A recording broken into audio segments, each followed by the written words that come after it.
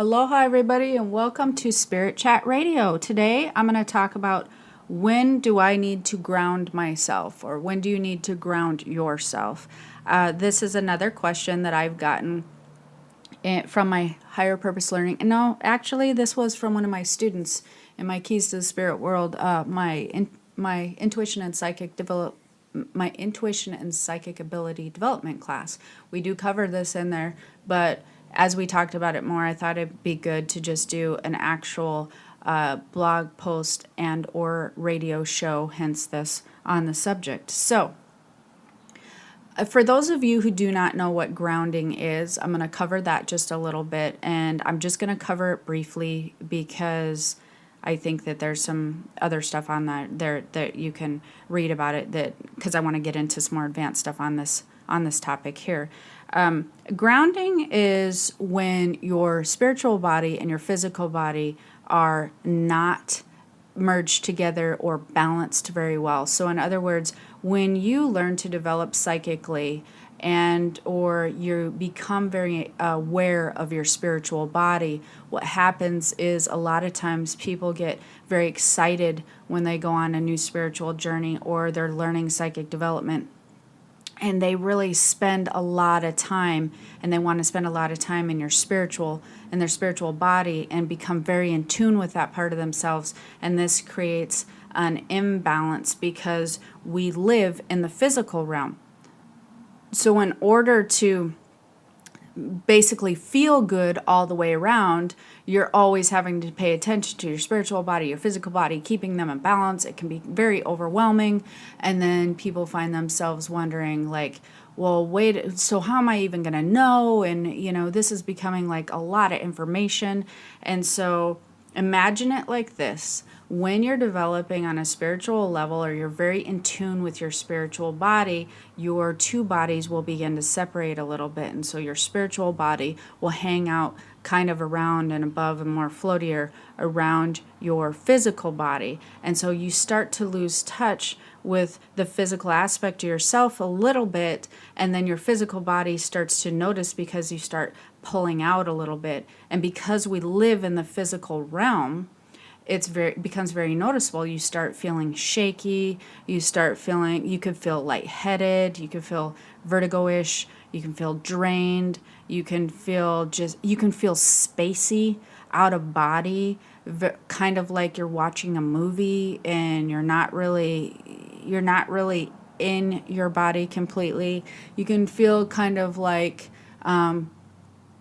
a lot of people who have ADHD and that type of thing, they need to be more grounded in the physical realm, because I have talked about this before, but a lot of people who've been diagnosed with that actually have very high abilities on a psychic level, and so they're not understanding how to utilize them properly and balance them with the physical realm, and so they can be very flighty in their thoughts, and they can be very distracted really easy if you're not grounded. So dizzy, lightheaded, lethargic, tired, drained, low blood sugar feeling, out of body feeling, very kind of spacey. Any of these things are what happen when you're too much in your spiritual body and you're not hanging out in your physical aspect of who you are very much. So you have to pull that spiritual body back down because you want them working together. And the opposite can happen if you're very grounded, to where you have a hard time connecting into your spiritual body. And so if you're way too grounded, then you might put up some blocks when it comes to psychic development. So there is a key to balancing the two bodies and being able to maneuver between the two and feel both of them and work with them in harmony. And that's when you feel optimal. That's when you feel at your best. Now, that being said, don't panic. On any regard, especially if you've been feeling this way for a while, it doesn't matter. There's some very good tricks of what you can do to ground yourself, and I have some of my favorites that we're going to talk about. But also, I have questions like, I've had people ask me, is there a way to prevent this from happening so I don't have to ground myself? Unfortunately, no. whether you do this professionally like I do, or whether you do it every once in a while, or whether you even don't even know if you have psychic abilities or psychic senses, many times you're going to find yourself out of balance at some point in time. So it's not necessarily, there are keys to prevention. There are things that you can do to be more aware. But what this show is going to be about is after you already find that you need grounded, and when do you find that you need grounded, like keys to tell you. So, and then we're going to just talk about how to just get back into body, because it can happen daily, it can happen weekly, it can happen often. If I'm not careful and I don't watch what I'm doing, and I'm not being very organized in my grounding routine, then I can feel spacey most of the time. I can feel out of body like a lot, constantly. So I have to set a routine for myself. So we already know, when do you need to ground yourself? Well, if you're going to be, first of all, if you feel any of those things, if you're feeling spacey, out of body, or whatever, it doesn't matter what happened, you need to ground yourself now. If you if you're on a spiritual journey and you're learning to tap into your spiritual body, you need to ground yourself daily. If you are doing any type of spiritual work, if you are a reader, if you are a healer, any of those things, you need to ground yourself daily. It's a necessity, like you eat, like you sleep, and like you take your vitamins. It's must be done daily. If you get into psychic stuff as a healer or a reader, and you have an event that day, you're going to have to do it most likely before and after the event. You're going to need to do it a couple of times a day. If you are just maybe going to a place where there's a lot of people and you're learning to develop psychically, and say you're just going to Walmart or a concert, you might want to do it twice that day as well.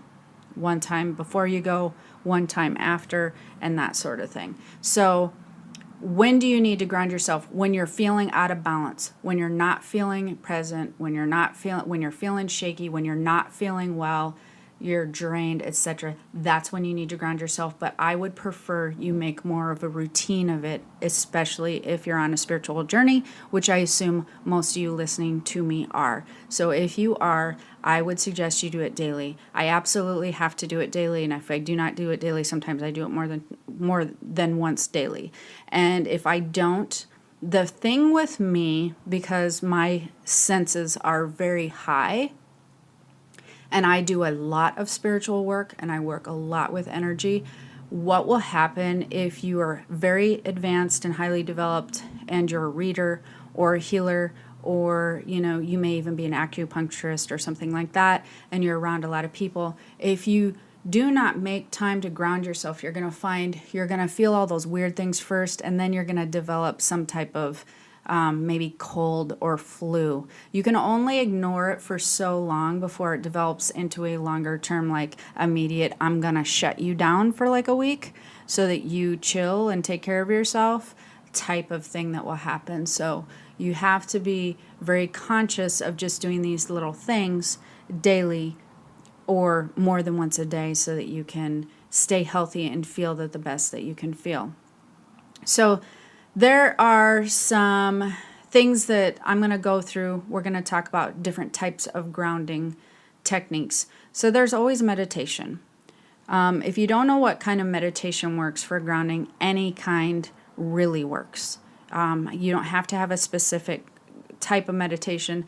Meditation will ground yourself. Now, I actually have made a specific grounding meditation that I use for people, or like I have done a MP3, downloaded that for the students in my class, but you can absolutely find one on the internet, or if you have a favorite meditation to do, then go ahead and do that. The other thing is scents. Scents are incredibly grounding. So one of my favorite things, everybody's heard about incense and sage. Those are some of the most common ways to ground yourself. I don't love the smell of sage, and the smoke can be really overbearing for me. So I tend to use sandalwood because it'll make me cough. I tend to use sandalwood because that's a very popular, effective grounding incense. Now, you can use all different kinds of incense, but one of my favorite ways to ground myself through scents is by scented shower gels. And you can also do essential oils, and those are easy to throw in your purse if you're out doing an event or you're somewhere and you just put some of it on your wrist or some of it even right below your nose. And the key with essential oils is you want to get some very musky oils, essential oils, like some that are really flowery scents sometimes don't have the intensity with the grounding, and some essential oils, like, I'm trying to think, there's a few of them that are just terrible smelling. I think jasmine even might be one of them, and I know that's pretty grounding. But go through the essential oils, and sandalwood is actually pretty good as far as essential oils, but smell some of the ones that have grounding properties and pick one that you would actually use, but be careful because those are overbearing. So you can put them on your wrist and you can smell it, and that will help ground you, or you can put it right below your nose. But shower gels are awesome. And funny enough, they tend to be more men's shower gels because those are the musky scents. And so those work really, really well. That's a good thing because another very quick grounding tool is water. And so obviously scented shower gel works with water. And what I like about water is you can use these in several ways, but one of my absolute favorite 911 grounding techniques is with water. So drinking water is really important, but grounding yourself with water, swimming in water, showering in water, you could sit in a hot tub, go for a swim, whatever, because water is an energy cleanser and it's one of the earth's elements, and that's really important when grounding. So when grounding yourself, keep in mind the whole point is you're bringing your spiritual body back into your physical body, but more often than not you're using something from the earth's elements. And that's why like for instance, sandalwood is a really good grounding scent because it's actually wood. And water, it's another one of the earth's elements. And so, but it's a very cleansing, even if I go into a rock shop or something.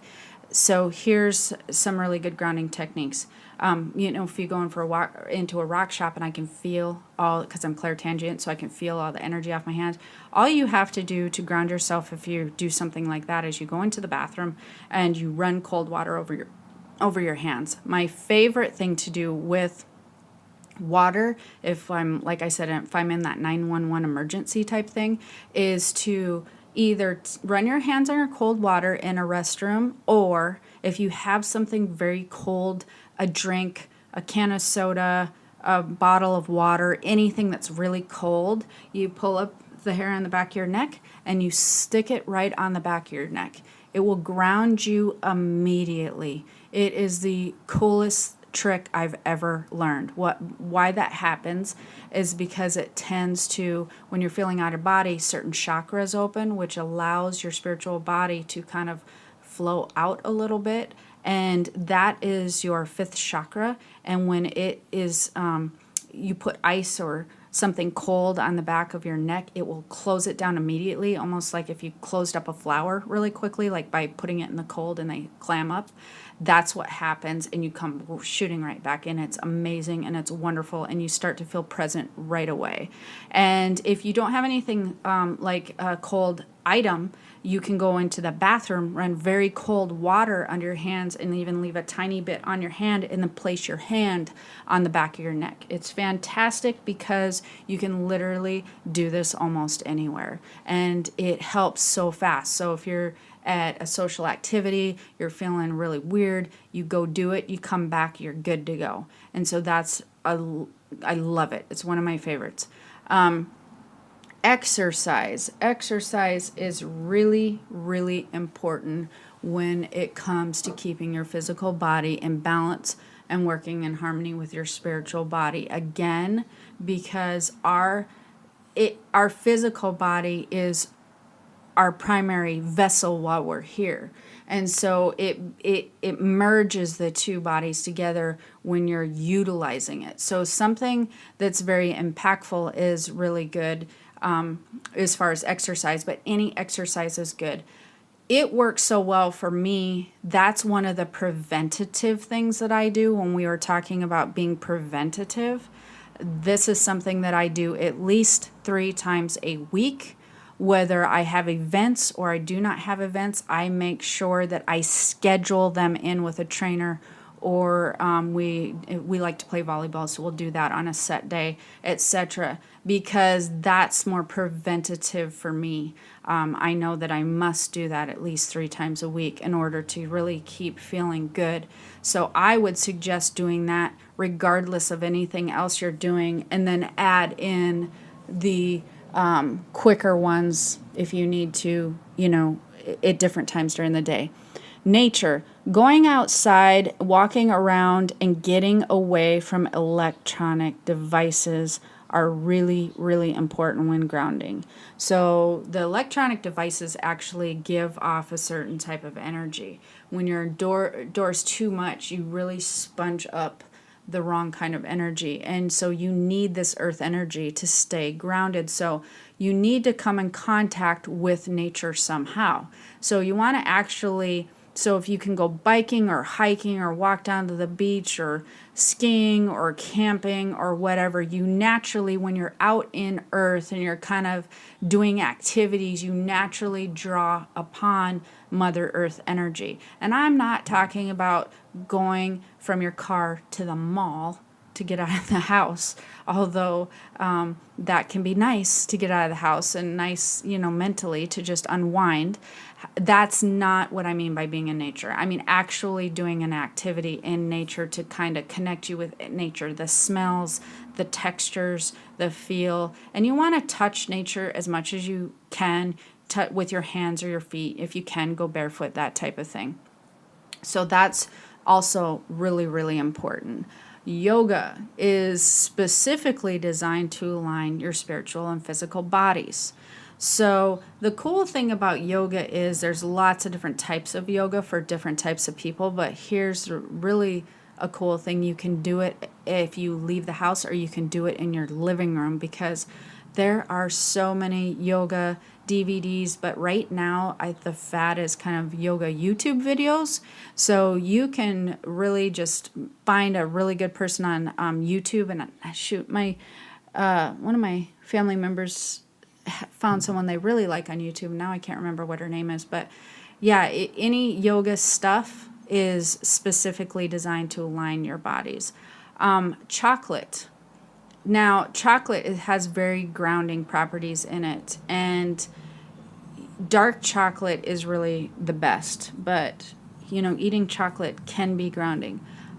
But that brings me to another one. Eating in general can be very grounding. So this is why some people actually overeat, is because, and people who have anxieties, they are, if you have anxiety or you're feeling anxious, just basically anxiety, people who can even have panic attacks this way, that's usually when you're out of body and when you're not grounded as well. You can feel the energy, and you can feel not being completely in your body, and so your mind start translating that into 100 different million things.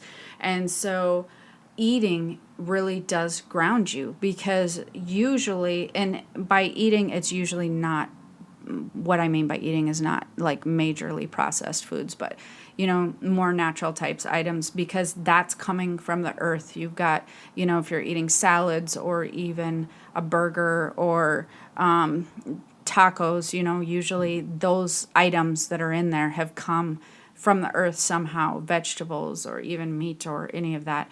It grounds you. Eating grounds you fairly quickly, and people notice that a lot. It actually grounds me pretty fast.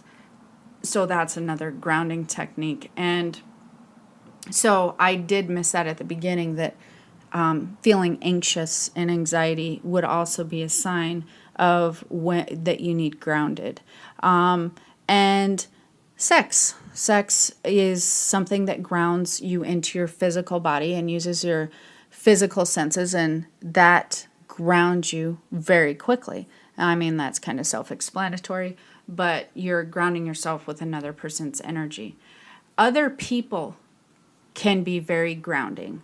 Male energies can be very grounding to female energies and vice versa, because they tend to balance their energies. So being around another person can be very grounding, as long as they're not draining energy from you, like a positive person, a positive force in your life. The other very popular thing that people like to move towards is grounding stones. Grounding stones are really can be really effective, and when it comes to grounding, there are so many different grounding stones. It will just blow your mind. So I'm going to tell you some of my favorites that I use for grounding stones, and they're easier to find, which is nice, because sometimes you go into a rock shop and you say, I'm looking for this, and people have no idea what you're looking for. And I don't carry that. So I'm going to go through them, then I'm going to talk a little bit about what to do with the stones if you have grounding stones. Iron pyrite is a very popular grounding stone, and it's considered a solar stone. I like the ones from Peru. Those are my favorites. But iron pyrite, it's actually fool's gold, if you guys don't know what that is. That's a very good grounding stone. They make some very cool stuff out of that. Tourmaline. Tourmaline is also a psychic protection stone, but it's black, and it's a healing stone. It's kind of black and it can look chunky, but it's a very cool looking stone. They make some very cool jewelry out of tourmaline, black tourmaline. Hematite. Most people do know what hematite is. There's a lot of things that are made from hematite, such as they have rocks, they have magnets type things with hematite. They make bracelets and rings, and hematite rings and bracelets are really, really common. You can find those at almost any rock shop, and the hematite rings are like $1 or something. But hematite breaks really easy, so if you buy a hematite ring, it'll probably last you a couple weeks before it breaks. So you might want to grab a couple, especially because they're usually $1. Quartz. I love quartz. Smoky quartz is a very high vibration stone, but I like any type of quartz. Quartz is very, very grounding. You can have rose quartz, smoky quartz, clear quartz, any type of quartz. It's really, really grounding. Obsidian is another one of my favorites. That's volcanic glass. Obsidian is really, really grounding. It's very strong. It's a powerful, powerful stone, protection stone. And that's very black and shiny. You can find that at most places. A lot of people like to use amethyst.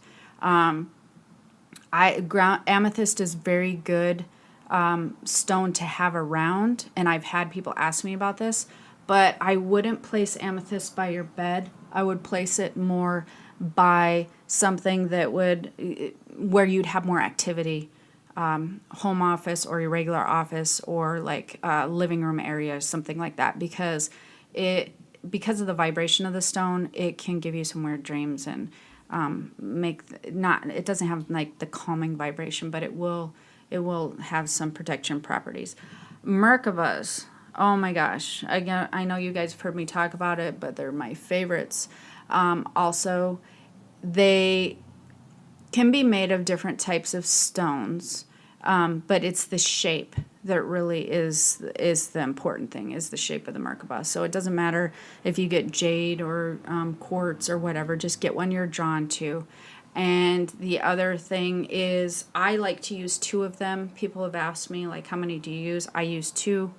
I like to place them by my bed. They really, really help me sleep. So that's a nice grounding stone too. The other thing about stones is, what do you do with them?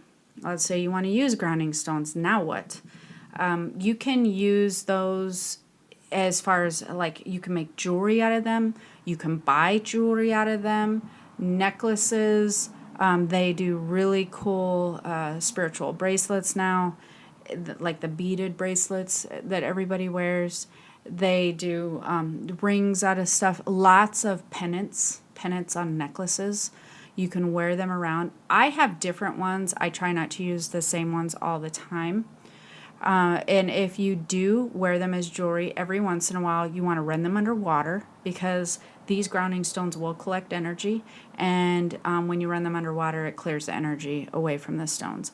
If you don't have any of those things and you just happen to be at a rock shop and you picked them up, you can ground yourself by holding on to the stones. You can even put them in your pocket or your purse or by your bed. You can use grounding stones in any of those ways. The other thing is, if you go into a rock shop, there may be things that I never mentioned. But if you find that you're very drawn to a certain stone or a gemstone or a rock or something, most likely you're needing that for some type of grounding. So it doesn't matter what the properties are, it's vibrating with you on a nice level if you're drawn to it. So I suggest, and we always in our family, we will walk around a rock shop and look for things we're looking for, but if we're drawn to something in particular, we always buy it, because we know that for whatever reason we are needing that for some type of balance. So that's really, really important. And so hopefully that this was self-explanatory. I'm going to run through this a little bit again. When you're developing psychically, when you're doing it for a living, and actually when you're feeling out of body, when you're on a spiritual journey, you'll notice some physical things of when you need to be grounded. You're going to feel lightheaded, shaky. You're going to feel out of body. You're going to feel just not right. You're going to feel detached. Detached is another good word.